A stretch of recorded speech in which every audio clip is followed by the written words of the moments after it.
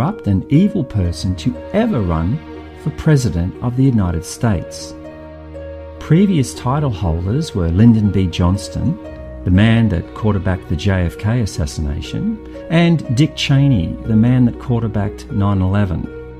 But these guys look like Boy Scouts compared to what Hillary has in mind. Anyway, if Hillary gets elected, then she will start World War III, no question about it. The system of bankers and global interests she works for want World War III. War is a banker's dream. They make a lot of money no matter who wins. These people are hardcore psychopaths. They have no empathy for any other human except their own family, and even then, some of them get killed if they don't play ball. Read my second book for the whole story, and it will shock you. They want a war with Russia and China, and for the last 12 months, they have been doing everything they can to provoke those countries. They need Russia or China to shoot first. That way, they can justify a world war, and the sheeple will support it.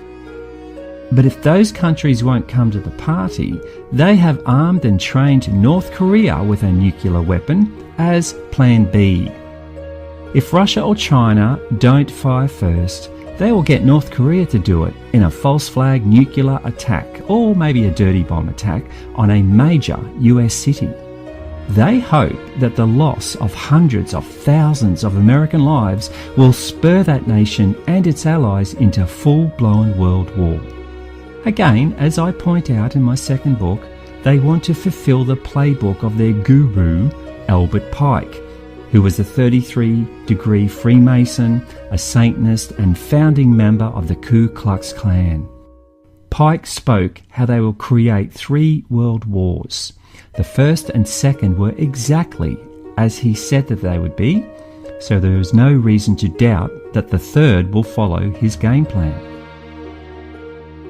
After 10 years or so of this total world war, the people will grow weary.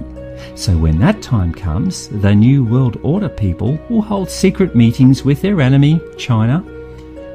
They will promise China a backdoor deal to end the war. But to do so, China must stab their ally Russia in the back. In exchange, there will be an armistice. China will be given complete control of the Asia-Pacific, including Australia, Japan, and New Zealand. Russia will be obliterated, fulfilling Nathan Rothschild's wish. The New World Order will control the rest of the world. All countries will live under a communist regime most resembling neo-feudalism. That is, a world of the very wealthy and the very poor, no middle class. The only reason why this has not already happened is because of one man, Vladimir Putin. Regardless of what you think you know about Putin, he is humanity's only hope of avoiding World War III and defeating the Illuminati New World Order. That is why the mainstream media are demonizing him. Trust me, when the media turn on someone, it is usually to turn public opinion against them, because that person represents a threat to the establishment. Now, here is the big curveball. Mr. Obama does not want to give up his cushy life in the White House. So he may use a false flag or the upcoming earth changes to suspend the elections indefinitely. So chances are there will not even be an election in 2016, and Obama will be America's last president, and that is not set in stone just yet. But for the record, Obama is a card-carrying, die-in-the-wall communist. He honestly believes he would make a great, benevolent dictator. Read the book Animal Farm to see how that works out. Scenario 2. Islamic Caliphate. On the 13th of May 1981, there was an assassination attempt on Pope John Paul II in St. Peter's Square at Vatican City. The Pope was shot and wounded by a Turkish hitman, Mehmet Ali Akkar. The Pope was struck 4 times and suffered severe blood loss. Akkar was apprehended immediately and later sentenced to life in prison by an Italian court. The Pope later forgave him for the assassination attempt. He was pardoned then by President Carlo Ciampi at the Pope's request and was deported to Turkey in June 2000.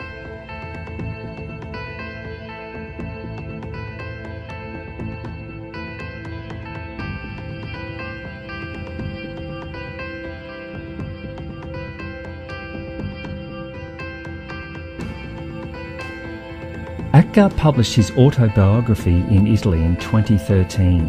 His book is called I Was Promised Paradise. He claims that he worked for an Islamic black magic cult called the Grey Wolves. The Grey Wolves invoke jinns, otherwise known as demons. That group has since morphed into ISIS.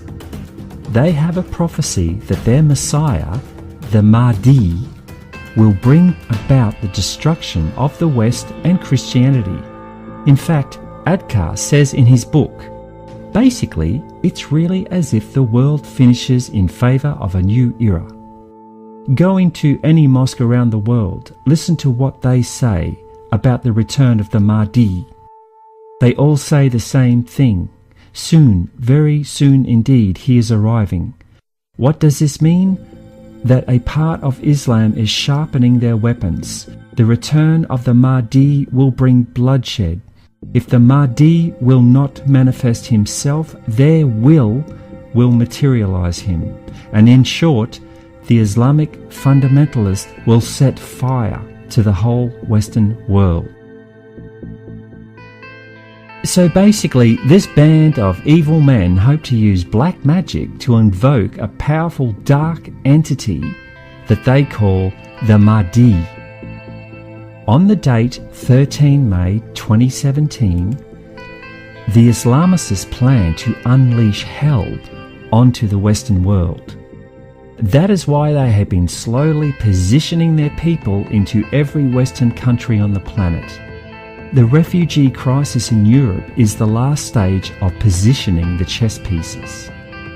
It is their specific intention to destroy the Vatican in Rome. Pope John Paul II strongly believed that this was the third prophecy of Fatima.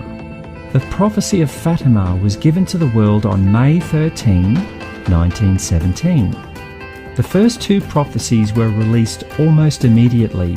However, the third prophecy was supposed to be released to the world in the 1960s, but for some reason it was kept sealed. On May 13, 1981, on the anniversary of the original prophecy of Fatima, Pope John Paul II was en route to St. Peter's Square to deliver the third and final prophecy. He was adamant that the people deserved to know what it contained. Before he could reveal the prophecy, however, he was shot down by Muhammad Ali Atgar. The Grey Wolves, now ISIS, did not want their plans revealed to the world. The third prophecy of Fatima contains their plans to destroy the Vatican and the Western world, and they want to do it on a special date of May 13, 2017. Many of the Vatican cardinals have secretly converted to Islam in hope to save their skins when the time of destruction comes. They want to be part of the New World Order One religion. A new Vatican II is under construction. It is called the Temple of the Work of the Holy Spirit, and it is located in Palestrina, just outside Rome. Its design was strongly influenced by the ancient sacred site at Göbekli Tepe, discovered in 1996. The Göbekli Tepe site was originally part of the Brotherhood of the Serpent, which I talk about in Book 1, connected to the priest class that became the Illuminati. This new temple is supposed to be for the one world religion and will begin after the destruction of the Vatican. Notice how the inside looks like a mosque where followers kneel on their mats to worship. Construction is expected to be completed in 2019. Scenario 3. The return of Nibiru. I cover everything you need to know about Nibiru and its inhabitants in my first book, The Truth Chronicles, Book 1, Secrets of the Soul. However, here is a quick background. There is a planet that the ancients called Nibiru. NASA calls it Planet X. It's about 4.5 to 5 times the size of Earth. It belongs to a small solar system whose star is a dwarf star known as Nemesis. All up, the Nemesis system has 7 planets, and Nibiru is its largest and is the only one that's inhabited by beings called the Anunnaki. It has a dusty red atmosphere that creates wings on each side, so the ancients always depicted Nibiru as a winged disk. Nibiru passes the Earth around every 3,500 years or so. Sometimes it comes close, and sometimes it comes really close. The last time it came really close, it stripped the atmosphere of Mars, sending all of the Martian oceans into space. The Anunnaki that were based there had to evacuate and come to Earth. On Earth, it caused the Antarctic ice sheet in the south to break off, causing a global tsunami that the Bible refers to as the Flood of Noah. This flood and ensuing cataclysm was documented by dozens of native peoples all over the world. The Anunnaki monitored this whole episode from a satellite they put into orbit. This satellite is still in orbit and is now known as the Black Knight satellite. As Nibiru approaches Earth, the gravitational forces begin to make their presence known. The much stronger gravity of Nibiru begins to heat up the Earth's core. Between the Earth's core and the outer layer, known as the crust, is an area called the mantle. The mantle is the most solid bulk of Earth's interior. It lies between Earth's dense superheated core and its thin outer layer, the crust. The mantle is about 2,900 kilometres or 1,802 miles thick and makes up a whopping 84% of the Earth's total volume. As Nibiru approaches, the mantle becomes superheated. This increases its viscosity until it becomes liquefied. As this happens, more and more volcanoes begin to become active. Earthquakes start to happen everywhere. Coral in the oceans becomes bleached, and the weather patterns become severe and unpredictable. All of these events are referred to as Earth changes. In April 2016, the Earth changes became undeniable. A video put out by SOTT, or Sign of the Times, details each day of April and what Earth changes happened on each day. When you see this, you will be left in no doubt that the countdown has begun.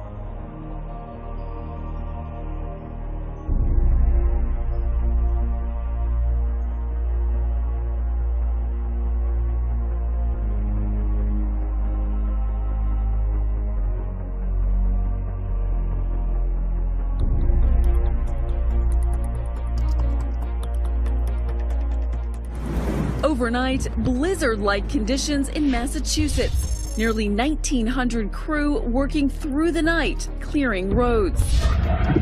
Treacherous conditions leading to wreck after wreck. In upstate New York, a bus carrying 36 college students flipping over and winding up upside down. Incredibly, there were no serious injuries. And in Connecticut, a tractor trailer sliding and jackknifing on this bridge. New Jersey police releasing this dramatic dash cam video. Trees snapping from heavy winds.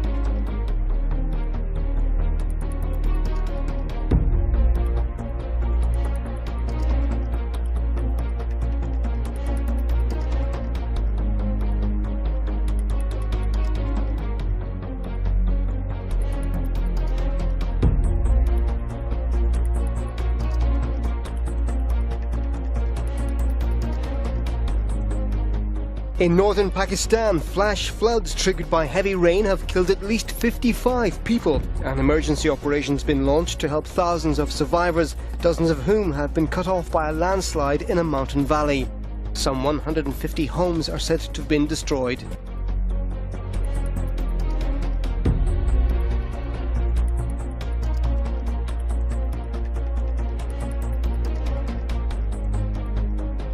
These earth changes are what I was told about 20 years ago, and they are happening right now. In April 2016, there were daily events for the whole month. These included volcanoes erupting, and even some that have not been active for over 70 years. Earthquakes shook many countries, wild weather was everywhere. It even snowed in Saudi Arabia. And of course, scientists revealed that 90% of the Great Barrier Reef off the coast of Australia is now bleached, exactly as I spoke about 20 years ago. Back then, I correctly predicted that the signs would become more obvious after 2012, leading up to 2020. But I must admit now that it appears I got that timing slightly wrong. I now have good evidence that it will come much earlier than 2020. Earthquakes, volcanoes and wild weather will only get worse as Nibiru approaches. However, the real showstopper comes next: meteorites. Nibiru passes through the Kuiper Belt, which is made up of billions of asteroids and chunks of ice. Some of these objects are as large as Pluto, while others are only the size of a pea. It will also pass through the asteroid belt between Mars and Jupiter. As Nibiru passes through the Kuiper Belt and the asteroid belt, it drags millions of rocks and debris with it, trailing millions of kilometres behind it. As it approaches the Earth, many of the asteroids will be pulled toward the Earth due to gravity.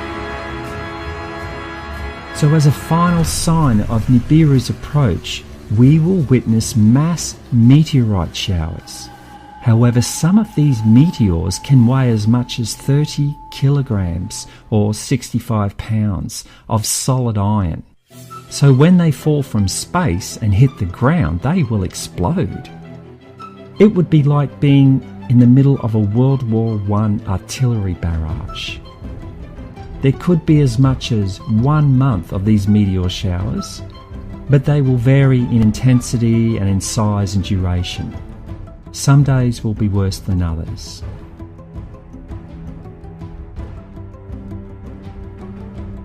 A CIA insider has come forward and revealed that they have been tracking the Nemesis system since the mid-1980s.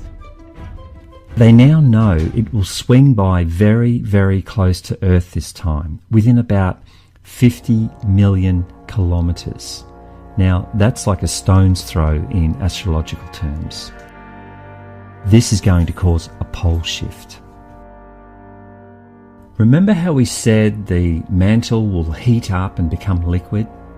This will cause the outer crust of the Earth to slip. As Nibiru passes at its closest point, the Earth crust will slip in the direction of Nibiru's gravitational pull. Thus, we can expect the slip will be from the South Pole to the North Pole.